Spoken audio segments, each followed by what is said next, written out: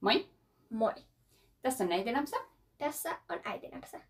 Me perustettiin tämä kanava, koska Neiti Näpsä tässä näin haluaa kovasti harjoitella YouTube-kanavan perustamista, videoiden kuvaamista ja videoiden editointia. Ja koska me mennään kesällä minne? Pariisin Disneylandiin ihka oikeaan. Ihka oikeaan. Äiti on halunnut sinne vuodesta 1989.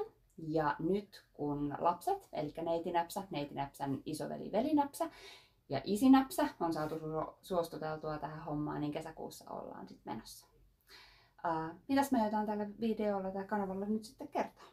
No me kerrotaan meidän valmisteluissa sinne ja sitten kesällä päästään itse testoimiin Disneylandissa. Yes, eli kuvataan sieltä teille videoita, tai Neiti Näpsä pääsee kuvaamaan sieltä paljon videoita ja paljon valokuvia ja kaikkea tällaista, niin pääsee näyttää, että miltä siellä oikeasti sitten näyttää.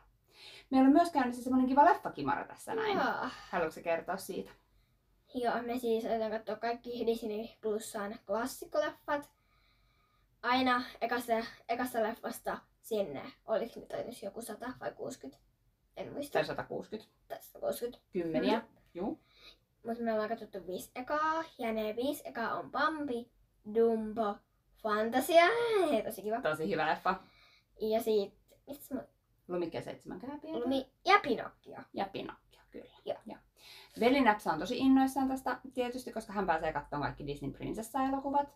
Ja me kerrotaan sitten myös, että mitä mieltä me ollaan mistäkin leffasta. Me ollaan katsottu 5 ekaa, niin me kuvataan niistä sitten teille arvostelut tuossa. Ja semmoiset niin arviointi-kommenttiraidat sitten pikkusen myöhemmin. Jep. Olis meillä muuta tähän? Ei. TVT. Kiva seuraatte. Terve vaan taas!